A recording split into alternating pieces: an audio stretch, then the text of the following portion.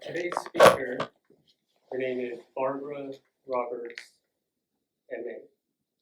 She's a certified consciousness advisor. And her talk today will be called Tools for Life.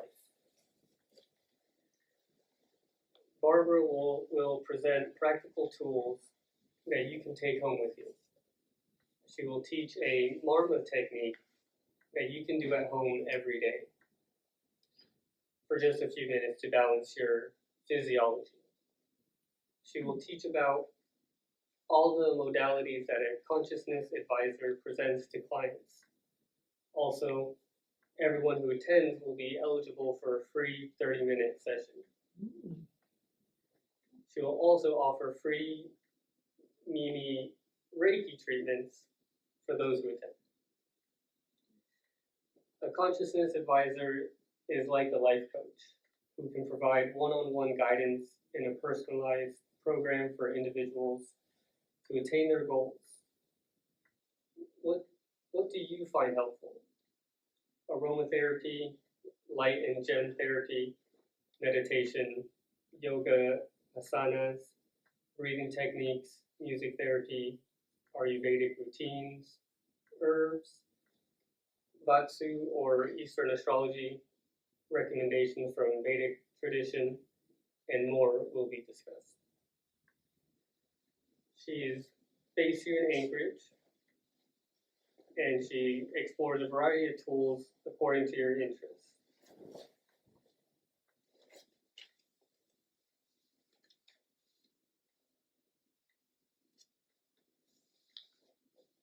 And her certifications: certified yoga instructor, certified transcendental meditation instructor, certified consciousness advisor, and Reiki master. So give it up for Barbara Roberts.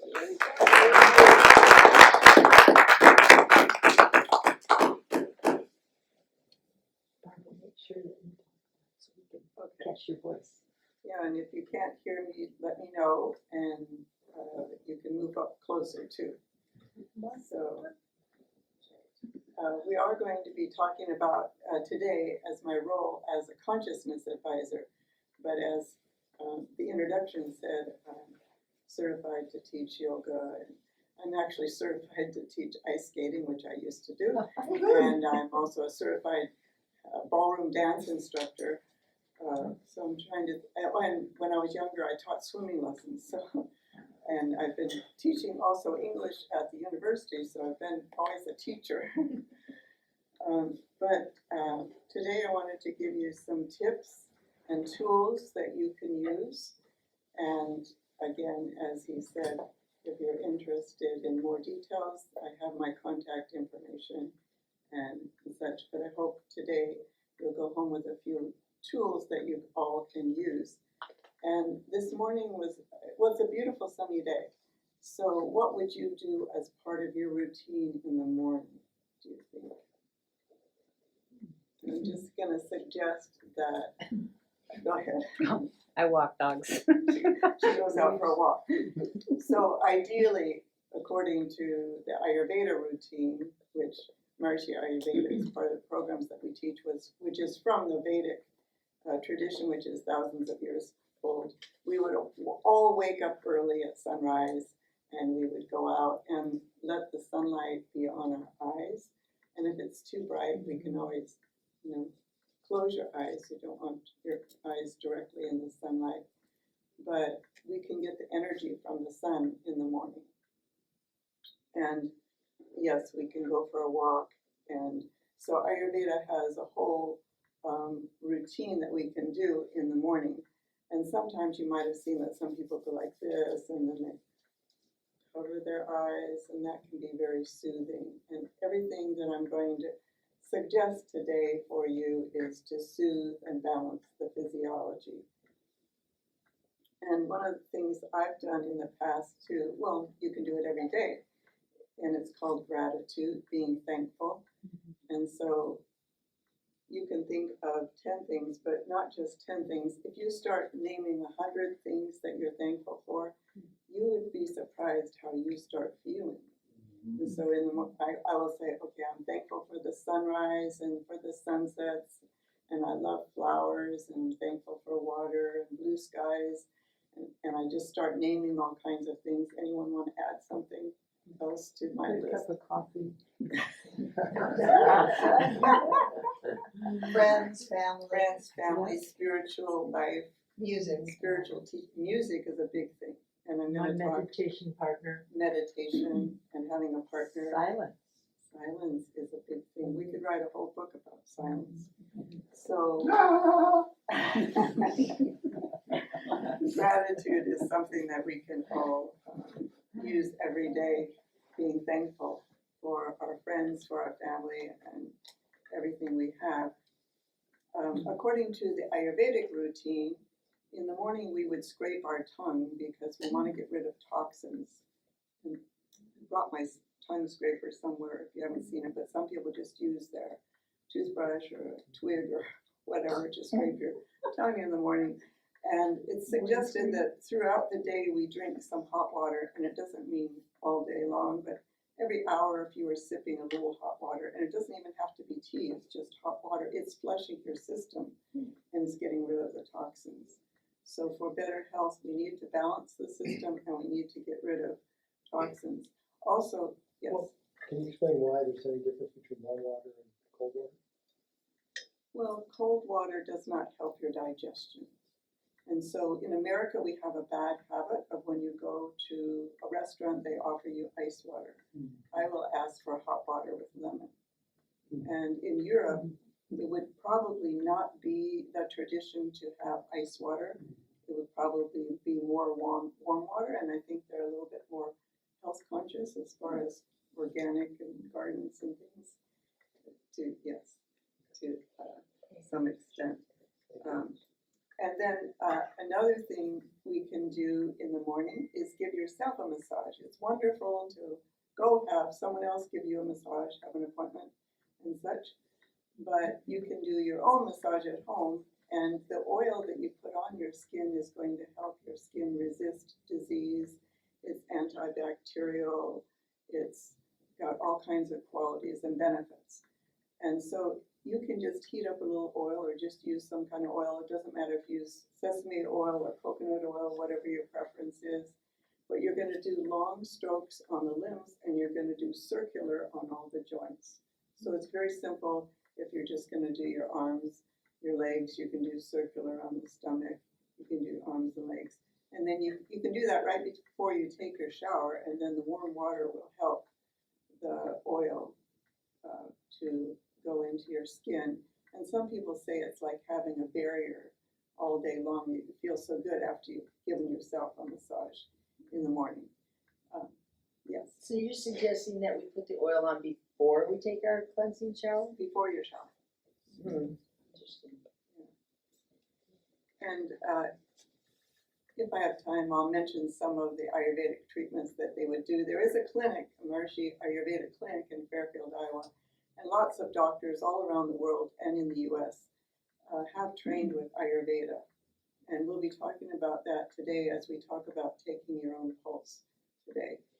So in Alaska, any doctor, any chiropractor, anyone in the health field could take the training to be an Ayurvedic practitioner, and they could give you some guidance as far as your health goes. So Dr. Chiguna from India was a famous Ayurvedic doctor, and just by taking your pulse, just like they do, has anyone done an acupuncture treatment? And did they take your pulse? Yes. And they could tell you imbalances and make recommendations. That's the same thing with an Ayurvedic doctor. He could go up to someone, he doesn't know you, he didn't ask any questions about your history or anything. And just by taking your pulse, he could tell you, oh, you have a heart problem we need to address, or you have this or that. And people were just so surprised that he could tell everything just from reading the pulse. Now, one good thing about this building today is that we have an eastern entrance, and you should pay attention to the directions. So we have our general directions, east, west, north, south. And old communities you'll notice in the US and maybe other places around the world are the town square was always based on being center and being, the streets were usually based on being east, west, north, south. So we have an entrance to this building to the east, which is auspicious because it's bringing in the energy of the sun in the morning. So we have a program with the Vedic technology, which is called Vastu architecture. And it would recommend that your entrance always be to the east. That's the best. And north would be okay. North would be second, but south would not be recommended. And I think there's been a study done on buildings where the entrance was to the east versus other buildings, and it could be a business office or a home. The ones that had the entrance to the south, they had more crime, more burglaries, more problems than the ones who had the entrance to the east. And it's also suggested when you do your meditation that you face east. So when I go to the University of Maharishi International University in Fairfield, Iowa, for courses, everyone faces east in the morning when we do our meditation together. And they have built 2 domes that are like Buckminster Fuller's ideas, because Maharishi met with top leaders in their field and he liked the idea of the domes. So we have 2 domes and everyone goes to meditate in the morning in the domes facing east. And then in the evening after work, after school, everyone goes to meditate again. So we'll be mentioning something about group meditations are very powerful because each one of you could go home and meditate. It's wonderful, it feels good, it's good for you, it's good for others around you. But when we're here today with 20 people, that exponentiates. It's not just 20 people. It could be as many as 20 times 20. It could be squared. It really has a big effect when you meditate in groups. So I know all of you are spiritual seekers and people seeking enlightenment. If you aren't already, most of you enlightened. So you're already doing your part towards creating a better community. With Ayurveda, they also talk about body types. So we know everyone's different. If you have children, they even have different personalities, even though they're all in the same family. So with Ayurveda, we talk about body types as, does anyone have red hair here? No, not really. Let's see, what's your name there with the hat? David. David, I would say you have more of a kapha body, and maybe Gilbert does too. So kapha person would be type K, would be more heavy set, and they tend to be more easygoing. And then the pitta type tends to be more medium build, and they would more typically, a pure pitta would have red hair. And then Vata type would be your more thin type of build. And Ayurveda makes recommendations for these different body types and for your likes and for your dislikes, for your personality, for your relationships and everything, because we all communicate differently and we all have different likes and dislikes. So if you don't like spicy food, that's okay. Maybe it would be good for a kapha type of person, but maybe not for you. So again, Ayurveda makes recommendations based on body types. When I used to teach at the community schools and the community college, I would do a whole class just on Ayurveda. I would do a whole class on some of these different topics we're talking about today. And also, we know that we have to think positively for ourselves and for others. We know that if you think, oh, I'm going to get sick, I don't feel good, it's going to happen. More likely, if you're thinking that way, than if you're thinking more positively about your life. So I wanted to practice a little exercise, and maybe Yvonne, I'm sorry, can you come up here for a second?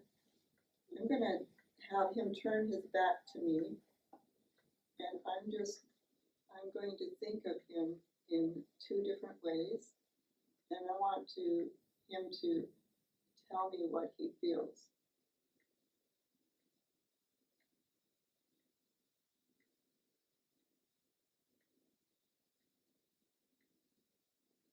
Okay, that was number one. Now I'm going to think in the second way.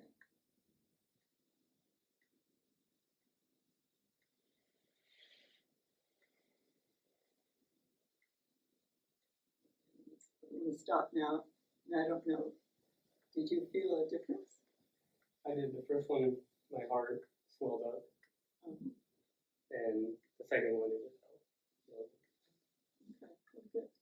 So we have an effect. Have you ever had someone staring at you and you didn't, but you turned around because you could feel the energy?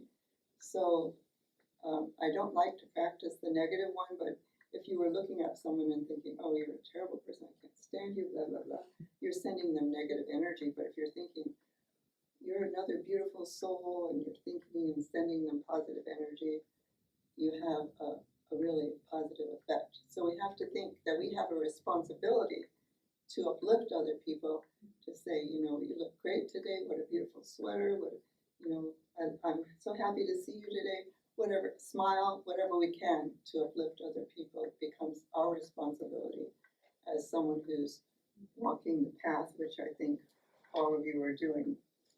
Today I wanted to mention aromatherapy is one of our programs, and so some of you might use aromatherapy at home. I have sandalwood incense. I really love it, and I guess there's research on aromatherapy. And sandalwood is very settling and very soothing. So I brought some eucalyptus today. That's to pep you up because it's kind of a strong smell. This is empty, so you don't have to worry about spilling it. But you can pass it around if you want to smell the eucalyptus. And this is lavender, which is also very, very soothing.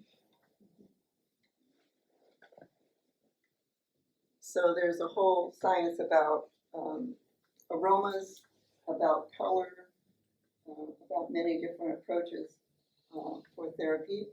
And just to mention something about music, we were just listening to some nice music, and people sometimes like the drumming and different relaxing music. With our programs with Ayurveda, we're recommending classical music. And they've done studies on classical music that students get better grades if they listen to classical music. Actually did a study, 2 test tubes, and they both had cancer cells. And if you played the classical music, they did not multiply. But if you played heavy rock, heavy metal, the cancer cells multiplied. And they've also used classical music for plants. Plants grow better when you play classical music for them.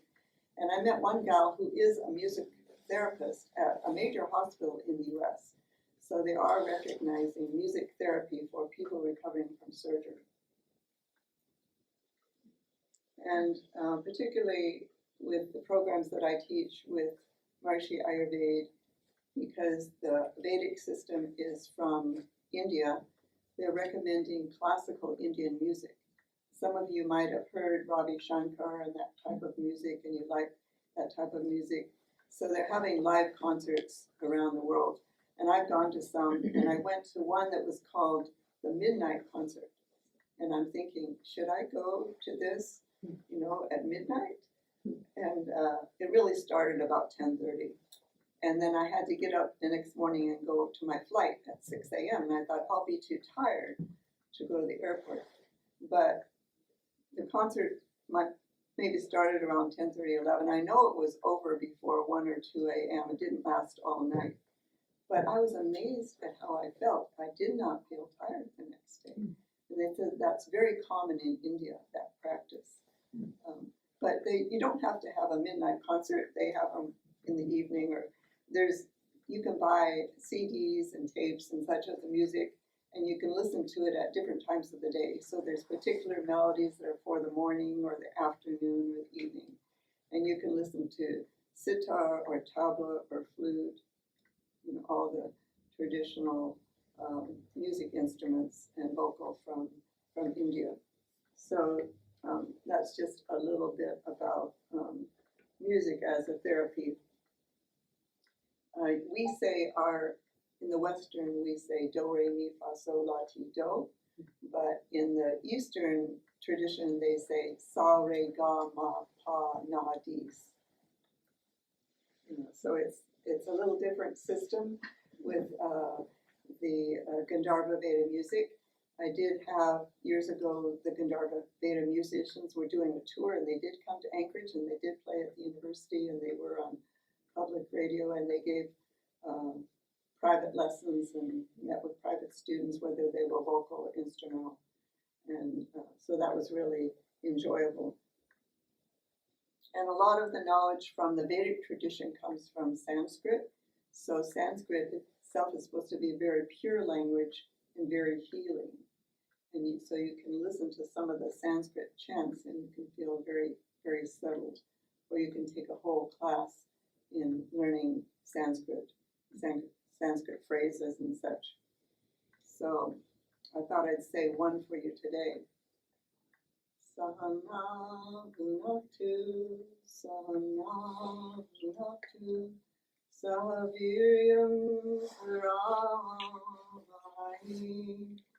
tejasvi navaditam astu, ma vivisam vahai.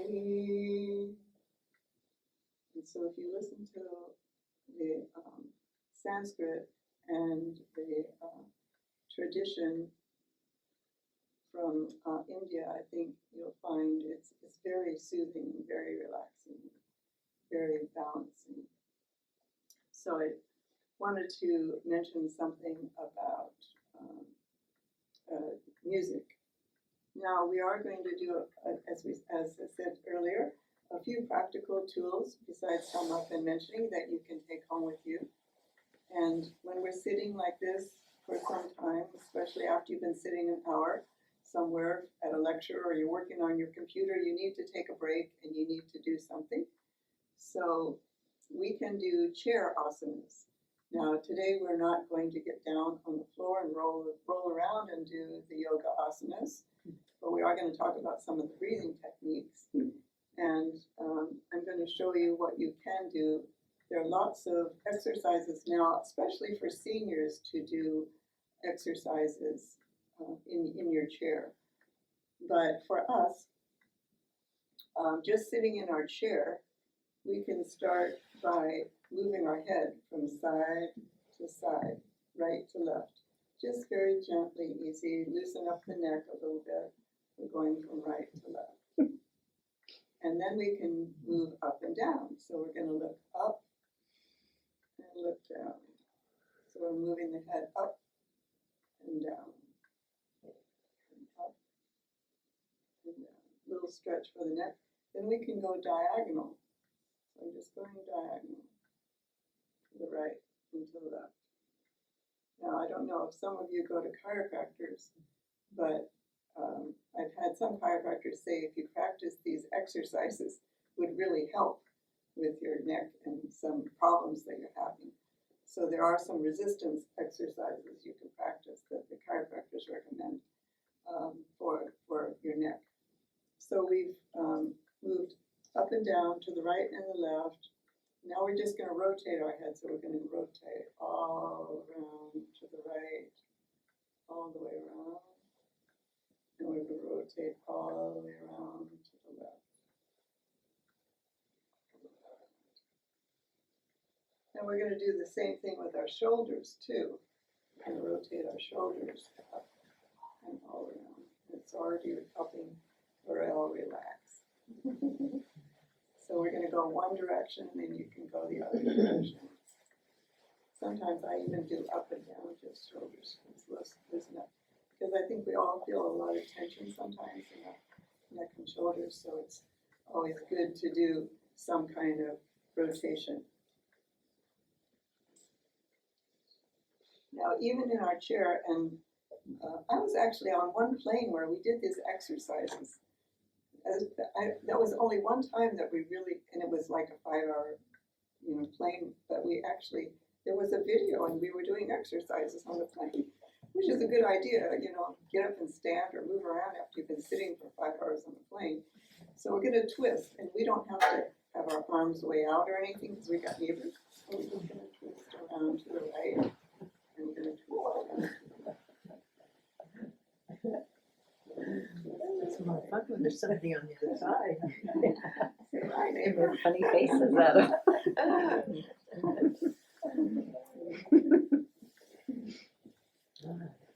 And, if we had room, we could, use our arms and stretch and such. But we are getting some value, we could stretch up and such and not hurt our neighbors too much. But we have, this simple routine of just little stretches that we can do. And you can also do the wrist too. You can do little circles with the wrist. In Tai Chi, they go like this to release bad energy and such. So Tai Chi has a lot of good ideas. I like all the holistic sciences, so all of them. And while we're sitting here, we could even rotate our ankles, because we're not harming anybody as we rotate our ankles in circles, right or left. And if you go to some of the classes where they do chair exercises, they're lifting the knees or they're moving the feet this way and that way, and they're doing all kinds of movement with legs just while you're sitting in your chair.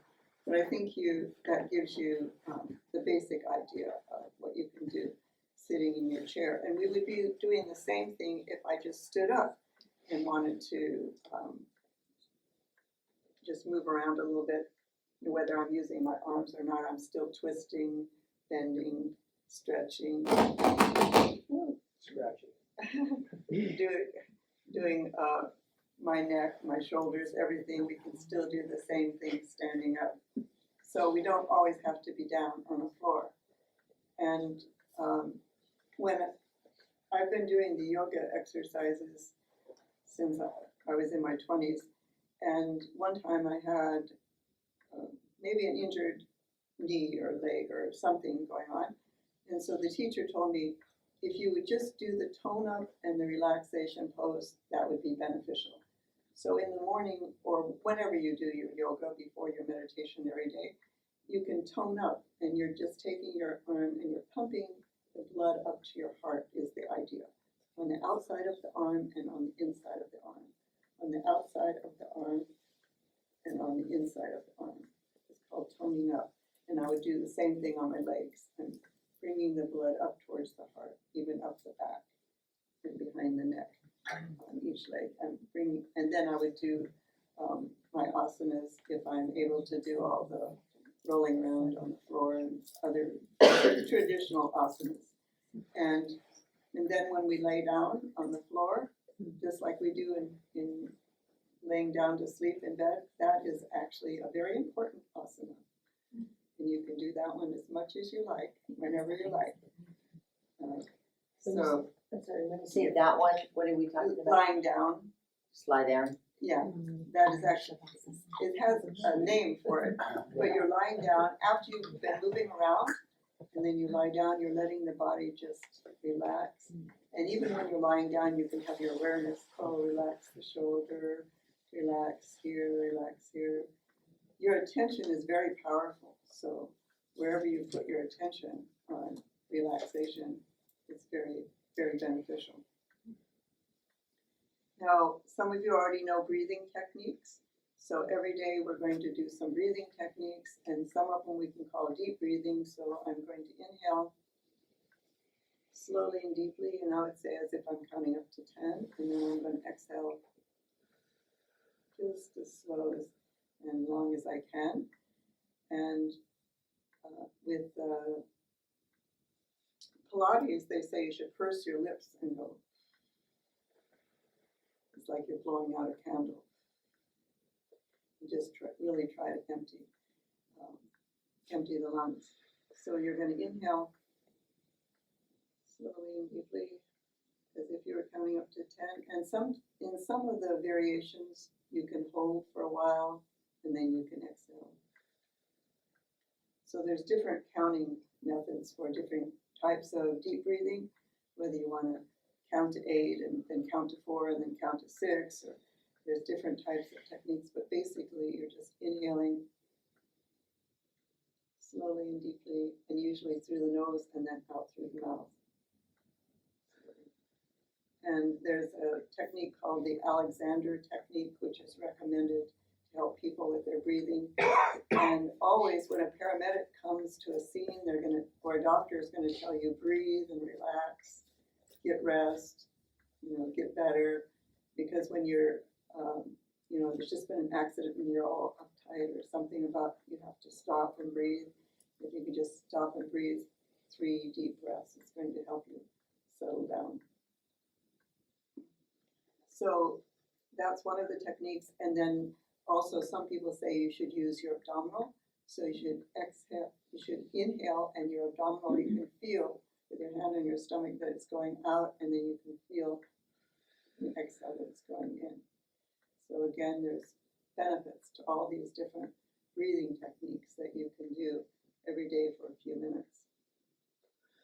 Now, the particular one that I wanted to mention today for you is Marma treatment, and probably many of you have not heard of Marma before.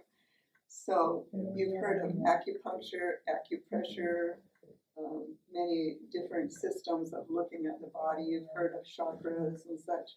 So it's recognized through all these different sciences that we have major points on our body, and they're connection points for all our nerves, joints, systems, etc. in the body. So Marma is a system from India talking about these same points.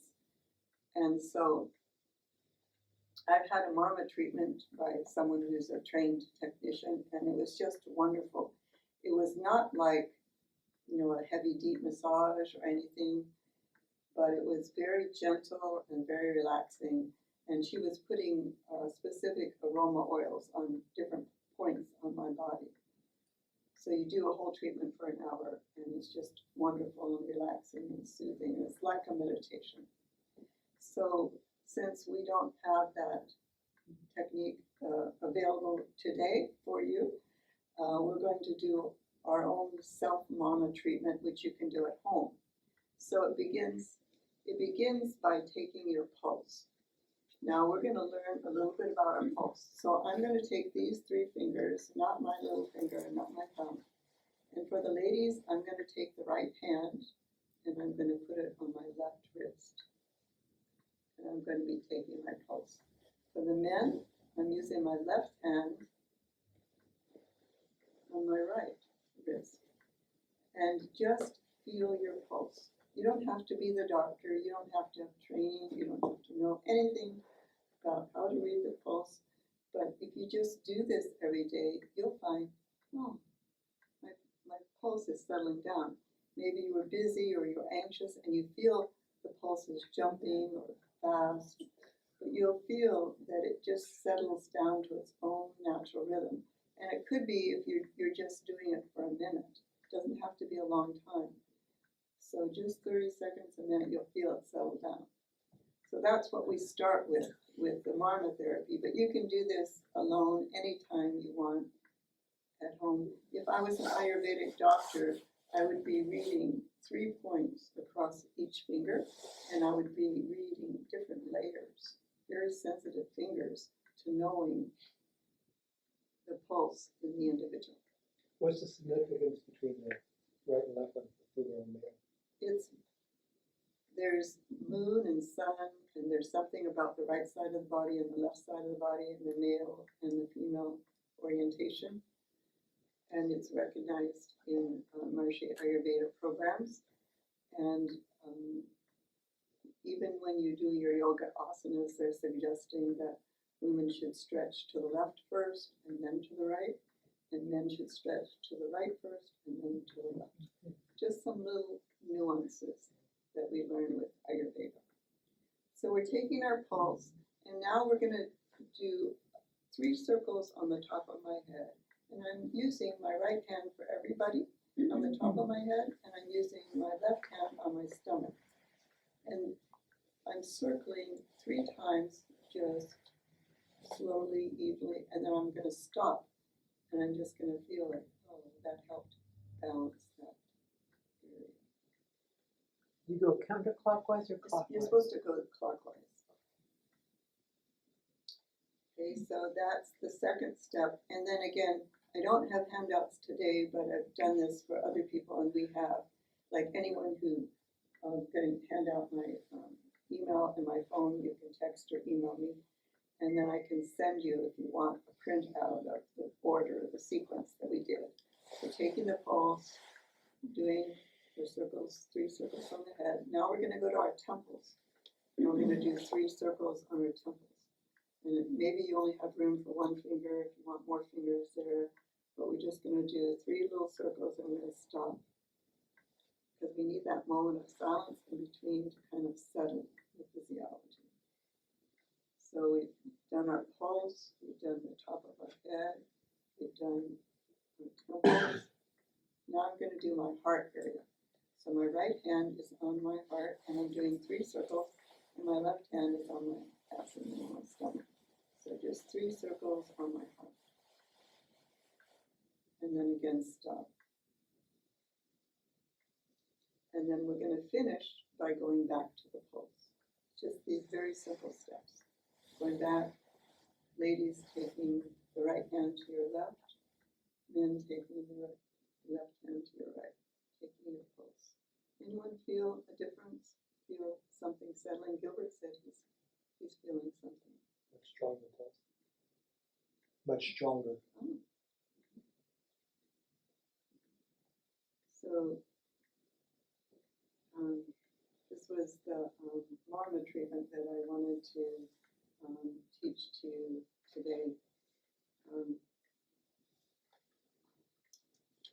I wanted to mention something about some new courses that we have that I can offer as a consciousness advisor. And one course is called Super Habits. So, you know, on the new year, everybody says, oh, here's my resolution for the year. I want to lose weight, or I want to get in shape, or I want to do this or that.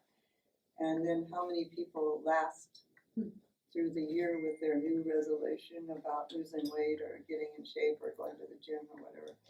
So there's a coach called Heather Evans, and she trained my course. And she was named as the #1 coach in the US by Forbes magazine. So we were pretty lucky to have her teaching our course. And also Miriam Lodge was teaching the course with her, and a number of other well-recognized scientists and other people who have worked as top business consultations and such for big companies. So Super Habits course is like a 10-week course you can take, and it's like when it's usually offered, it's once a week on Zoom, and you meet with the team and however many people signed up, and you learn about how you can change your habits, because it's hard to change habits. So lots of tips on how you can change habits so you can get rid of the old habit and start the new habit and keep it going.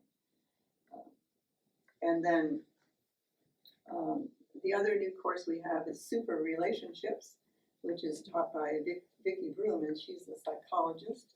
She's from South Africa. And she's been practicing for years and well recognized, but her course is, again, a 10-week course you can take, and it's about improving relationships with yourself, loving yourself, and also with others. All kinds of tips from someone who has experienced everything in the realm of psychology. So that's a great course. And then Janet Atwood, who some of you might have known or heard about her. She also is a best-selling author, and her course is called Super Purpose. And her whole aim is about passion. You should be doing something you love, because then it's not work. And then you're successful. Someone saying yes. So her course is to help people find their passion, because some people are just stuck in a job, but they need to be doing something. They need to be pursuing their interests, their passion and such. And so she has a test that you take, and you find out, what's my real purpose and what's my real passion in life. And, do I really want to be helping people and, be working with a nonprofit organization, or, do I love music, or do I love art, or am I good in business, or whatever, whatever your pursuit is. So all of these courses now have books out, and so I don't know if they're ebooks or paperback books, but they have books out for super habits, super relationships, and super purpose. And one thing I should have mentioned in the beginning, where's my book? Super relationships. There it is. Since I said I'm a consciousness advisor, which is to understand is like a life coach to help individuals.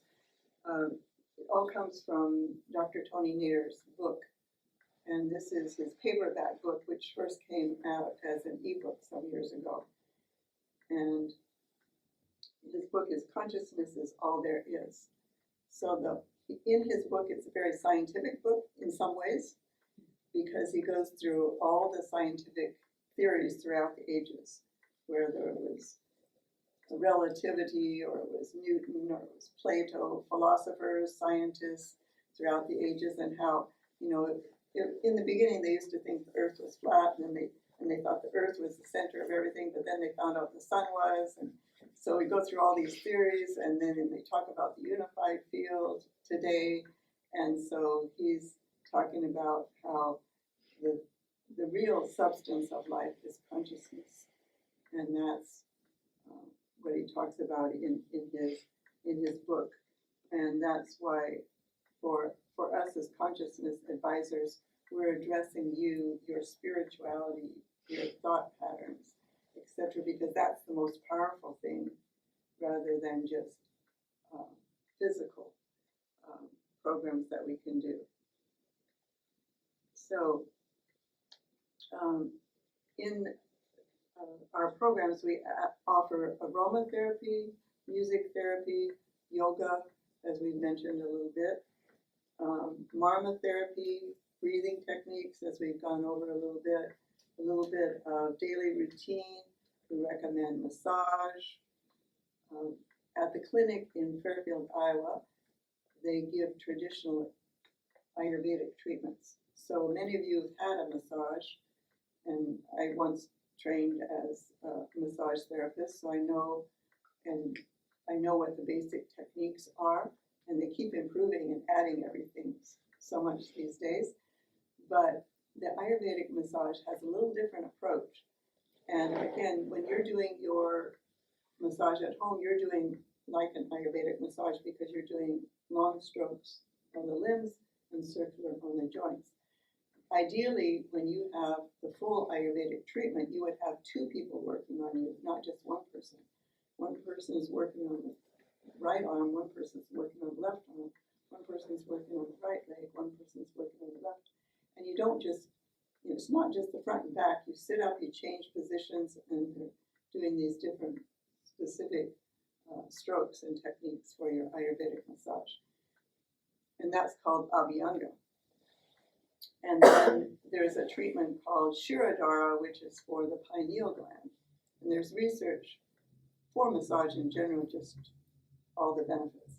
But for the pineal gland, it needs to settle down, and oil is poured over your forehead as you're lying down for a Shirodhara. It's very soothing, very relaxing. There's another one called Pizza Chili, but it has nothing to do with pizza or chili. And they're pouring oil all over your whole body. And so there's a bunch of different Ayurvedic treatments which are different than your usual types of, let's say, Western massage. There's steam treatments with herbs. All of the treatments use a specific oil that might be better for your body, or your body type, or your condition, whatever the doctor recommends. And so it's the oil, it's the herbs, it's the different treatments. And all of it is to detox the body and purify the body and balance the body. So lots of different wonderful treatments. You can go just have one treatment, or you can go for a whole week and do a different treatment every day to really cleanse and detox the body. So like we said, if you're drinking hot water, a little sip here and there throughout the day, you're helping detox the body. If you have a more vegetarian diet, you're helping detox the body. So many different ways you can help detox the body. Yes. So do we have to go to Iowa? Now, starting in January, there's a gal who's graduating as an Ayurvedic practitioner, and she will be giving consultations. And so she will be able to tell your pulse and give recommendations. In the past, we had 2 different technicians come up, and we gave massage treatments. And they were people who had trained one was from Massachusetts, where we had a clinic at one time. One was from Iowa, where we had a clinic. And so there are doctors throughout the whole U.S. We did have Dr. Christine Miller from Homer, who trained, but she left the state. I'm sorry. And we have another doctor who trained, and she was from Kodiak, I believe. And so she hasn't been recently to Anchorage. But we can always arrange for some kind of treatment if you're not traveling. So yes, years ago I did have the musicians come up. I did have the Jyotishis come up. And if you haven't heard of Jyotish, it's Eastern astrology. So there is a benefit to Western astrology, and Eastern astrology does do your chart from your birth, the time and place you were born. But it might be more specific to some recommendations like, oh, this year you need to be concerned about your health, or this is a good compatible partner, or this is a good year to open up your business. So lots of recommendations that a Jyotishi could give you for this year or for your life in general. So I did have the astrologers come up here one time. A number of different programs can be offered here in Anchorage, yes. How are the Eastern astrology different than the Western? Aren't the planets all the same? Don't they sit in the same place? Like, how's it different? I would have to, Gilbert, you want to answer that? It's 28 degrees. But there's a difference in the looking into the sky of about 28 degrees from Vedic astrology as to Western astrology. I would have to look that up to answer your question properly, because I used to know the answer when I was taking the course years ago. And there was a gal in town who was doing Eastern astrology. So it is, some people have said Western astrology is more about the personality, and then Eastern astrology has a lot more depth and a lot more about, again, the position of the planets, and but a lot of different layers to look at. And there are books out on Ayurveda and Eastern astrology and such. So if you saw, yes. Do you do anything with human design? I've heard of Peggy does that. My friend Peggy does human design. I've heard of that. Yeah. I think all the modalities are a good way to take a different perspective, and they're all helpful. So if you saw an Ayurvedic doctor, they would take your pulse, and they would recommend some herbs, diet, daily routine, massage, treatments, all kinds of programs and such. So there is a website called Maharishi Ayurveda, where they have the herbs and things that are available, and they have all kinds of tips and recipes and all kinds of information. So for exercise, everybody should go walking every day. I guess that's the best exercise for all of us. But if you're a Pitta type, you might love to go swimming or ice skating. Or if you're another type, you might love another kind of exercise. So do what kind of exercise you love to do. There was a doctor, Dr. Douillard, who specialized in athletes and Ayurveda and the body types, and he would give recommendations to specific people about what exercise was best for you. And they also did a study on 2 teams who were like B teams, and they wanted to get better and be A teams. And one team worked out more. That's what you would think. To get better, you've got to work out more. Do more push-ups, more stair-stepping, more running, whatever, weightlifting, whatever you do to get better in your field. And the other team, they decided they would just visualize getting better. Who won the contest? Visualize. Yes, they did. Yeah. It's really something. And another thing I wanted to mention as far as healing sounds, the vowels are all good for healing sounds. A, E, I, O, U. Any vowel sound is good. So you can just say A, E, I, O, U, A, E, I, O, U, A, E, I, O, U if you want to. Or you can say A, O, U.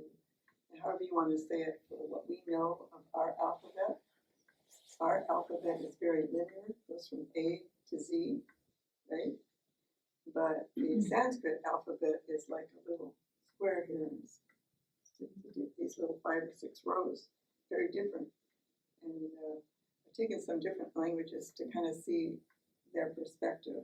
I took French, German, and Spanish. I even took a class in Chinese, and that was all about however you pronounce or uplift it or lower it or whatever, it could mean different things, very, very different. Their language and the way, I don't know, is it Japanese or Chinese where it reads backwards or something? Arab. But the vowels are very healing. In Sanskrit, they are I, U, A, I, O, So a little bit different in their vowels and their pronunciation, but I'm sure in any language, all the vowels are very healing. And also the sound of very healing for our bodies. And this, singers will use these sounds to warm up. You know, and you can say Om because it's got a sound into it. So if you ever take singing lessons, you always have to warm up your voice, and there's lots of different exercises that singing teachers will recommend for warming up. So are you finding some of these tips helpful that you might use? So now I also have to mention something because the main root core of our programs is to teach Transcendental Meditation. And I've been doing that for many years, and I've taught thousands of people. And there's hundreds of research studies to show the benefits of Transcendental Meditation. They've been published in scientific journals, whether it's UCLA or Harvard or Stanford, the Psychology magazine, just well-recognized journals. In fact, even this year, the AMA, American Medical Association, American Heart Association, had to make their recommendation that TM, as far as any kind of meditation, can really help in a program to reduce your high blood pressure. So this chart shows some of these studies for, if you ever want to look at some of the studies. When we meditate in 20 minutes is what we recommend in the morning and the evening. The metabolic rate lowers 16%. Now, in sleep, it takes 6 to 8 hours of sleep for the metabolic rate to drop 8%. So sleep gets rid of tiredness and fatigue, but meditation gets rid of deeper rooted stress in the physiology, and that's what we want to get rid of. So then it also shows that it optimizes your brain functioning. So you can put on a cap, which they do, what the scientists do, and they measure your electrodes in the brain, and it measures the right and left hemispheres and the front and back parts of the brain, and the brain waves are more coherent, more orderly, more synchronous when you're meditating versus some other activity. And so even if the first time you meditated, they could put this cap on you and say, yes, it happened for you today, because the technique works, that it makes your brain waves more coherent. It's just going to build up maybe that coherence over the years if you continue to practice, but everybody can have the experience. There's increased intelligence, so students can get better grades just by meditating. There's whole programs all around the world. In Mexico, they're teaching whole schools in, I can't pronounce it, Azhuacaya or something, some major area in Mexico. Hundreds of students in each different school. They've taught thousands of students. In India, they have thousands of students at different schools that are learning. And in Iowa, Fairfield, Iowa, we have Maharishi International University. The only thing different about that university, because you can get a bachelor's program, you can get a master's program, you can get a PhD. The only thing different is that all of the students meditate and all of the faculty meditate. But it's been shown that you could improve your IQ, which used to be something that was set for life, we thought, when you're a teenager or whenever they measure it. And they found it, if you meditate for 6 months or a year, you could take the test again and you could improve your score.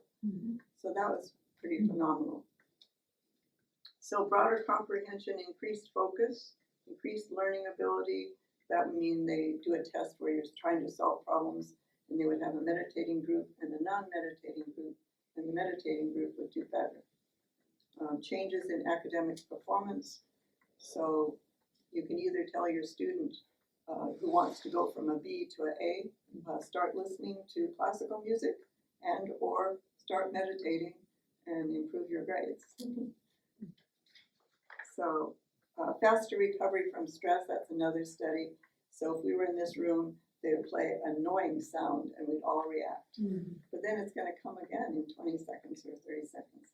And meditators are going to adjust, but those who aren't meditating are going to be annoyed every time, and they're going to react every time with that noise. Decreased anxiety and decreased stress. So this is a major point. So when I teach people, it's mostly people who come to learn meditation mostly because of stress or because of health reasons, because of anxiety and such. Relief from insomnia. Some people have trouble sleeping. When they learn to meditate, they finally sleep better. Reduced use of alcohol and cigarettes. So people who rely on a substance, they formed a habit, but they're trying to reduce their stress by, well, I'll have a drink to relax, or I'll have a smoke and I'll feel more relaxed. But once they begin meditation, they have that technique to help them relax, and they don't have to rely on alcohol, drugs, cigarettes. So most people in a few weeks, they'll have cut down or will have stopped. So I've had one lady, at the end of the first day of meditation, she said, oh, I haven't smoked all day. And so that can be pretty dramatic sometimes for someone who learns to meditate. For other people, again, it takes a few weeks or longer.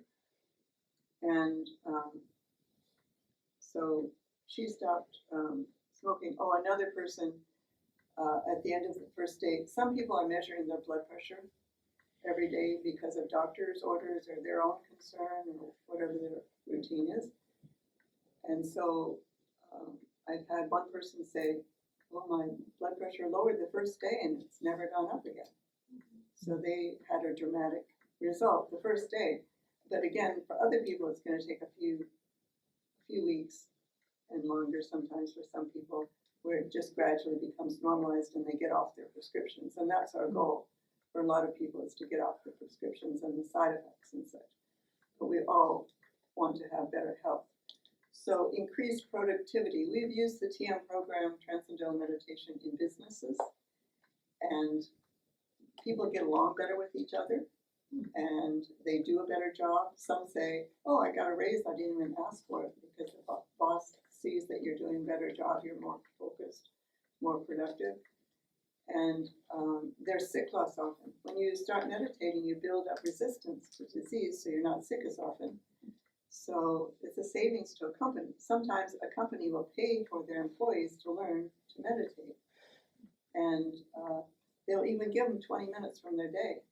One lady told me, if I meditate at the busiest time of my day, and I don't know if that was 4 o'clock or 5 o'clock for her, she said she would have less complaints in her department. I thought that was pretty interesting. So we've used our program in businesses, we've used it in prisons, even in Folsom Prison. And we had a project in Juneau in the prisons. I wasn't part of that project, somebody else did that project. But I did go out to, what's out in Eagle River? Highland Correctional. Highland, yeah, I did go there and teach some people to meditate. So we have had some programs locally in Alaska.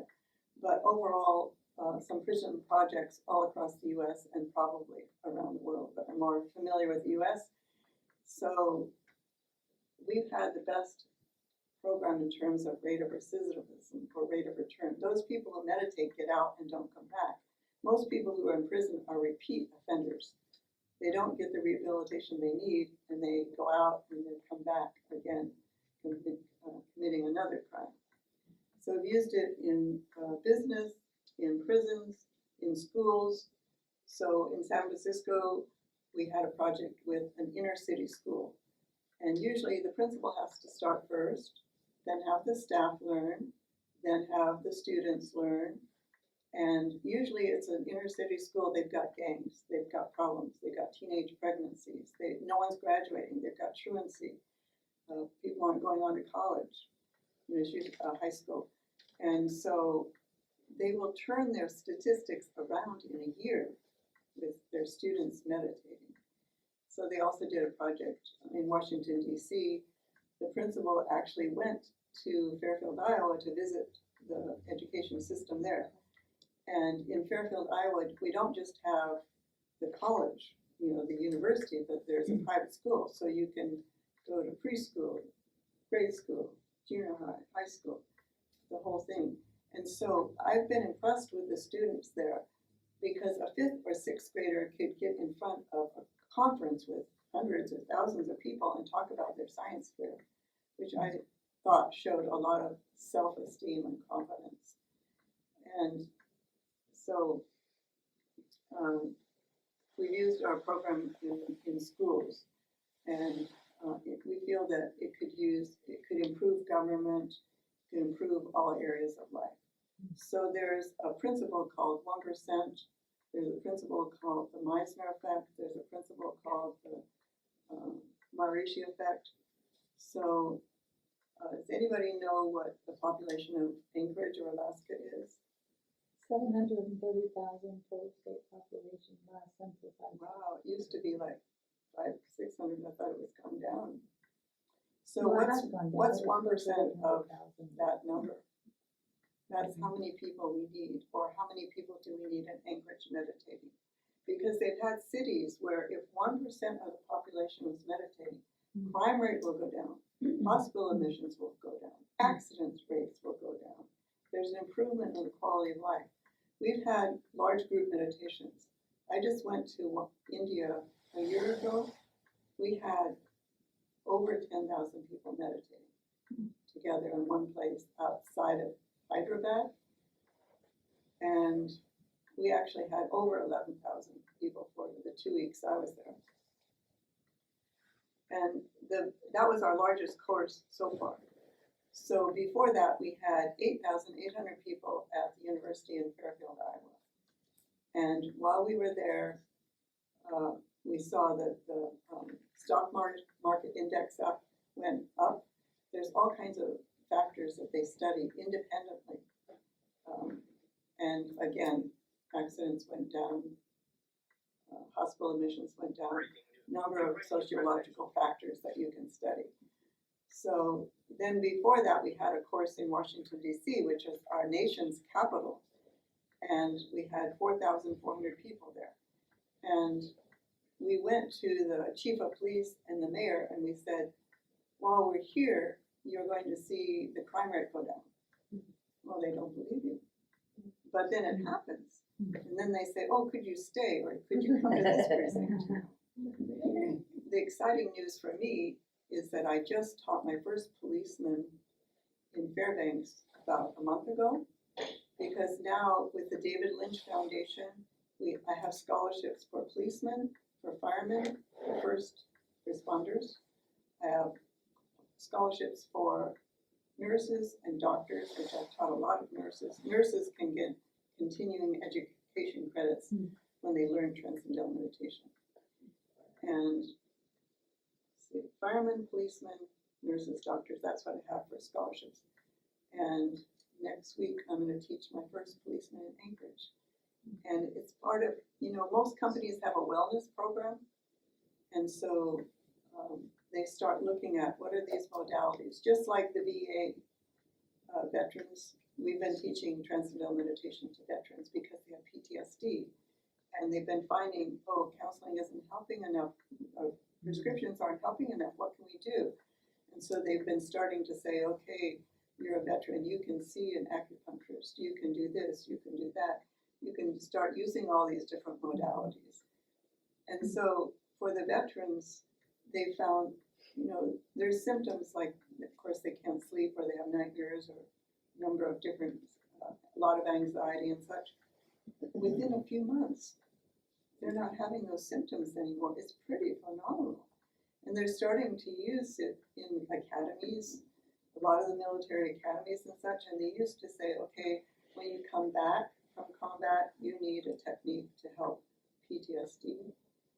And so they were finding it very, very beneficial, but now they're using it before you go to combat, maybe you need something to help you. So again, all these programs. So if you're ever interested in Transcendental Meditation, I don't want to take too much of your time today. I do teach in Anchorage, and you can check with me. It's by personal appointment. I do lectures for groups, but we always teach individually, because in education, if you have private lessons, it's far more beneficial than learning with a large group or learning out of a book. So it's part of the Vedic tradition, which is thousands of years old. Maharishi Mahesh Yogi first came to the US in 1959 to Los Angeles, Honolulu, and then he decided there was too much to do traveling. So then he trained teachers, and the first teacher came to Alaska in '69. So we've had the program since then and taught thousands of people all over Alaska. I traveled to Fairbanks, to Juneau, to Kodiak teaching, but most people come through Anchorage. Just a little bit about the benefits of the program and how it's used. I could say more, but it's something I really recommend for everyone. And I hope that these tips today have been beneficial for you and something you can take home. Gilbert, do you have a question or comment? Did you used to teach at the Adams Center over on Fairbanks Street, Joe Ray? I probably did a little bit here and there. You'd have to ask, Dawn is the expert on the Adams Center because she's been around longer than anybody. Maybe. Well, Gilbert, I think, got me covered way before. Did they have a Joe Ray room at the Adams Center? They didn't have a place on I'm just Fairbanks. gonna pass these out.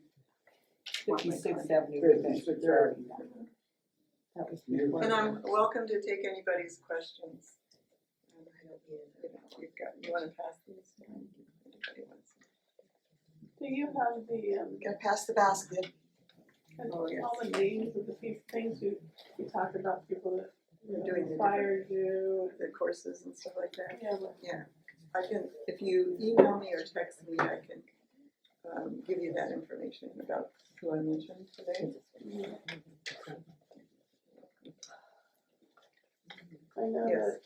that, my daughter's having a baby, and, With Ayurveda, you're supposed to give your baby a massage. There's a whole course for mothers and babies that Dr. Nancy Lansdorf taught. But I'm sure there's lots of recommendations, even just for women's health. Some people are specialized in that area.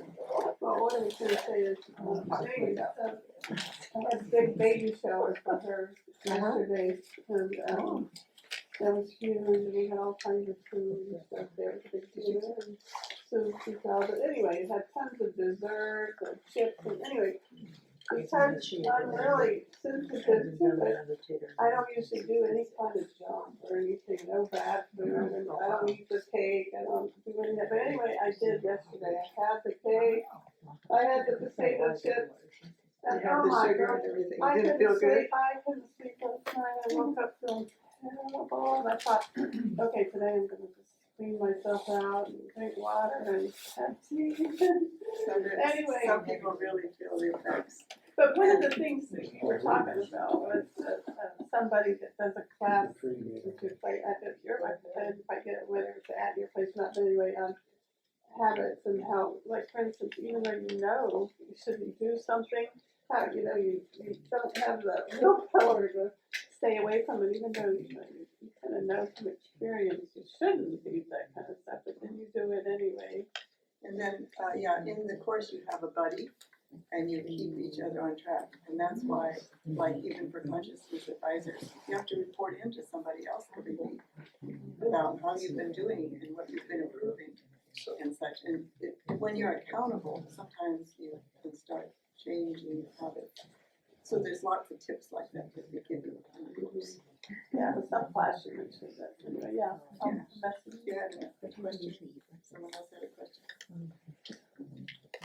Any more questions, or should we say thank you to Barbara? Thank you.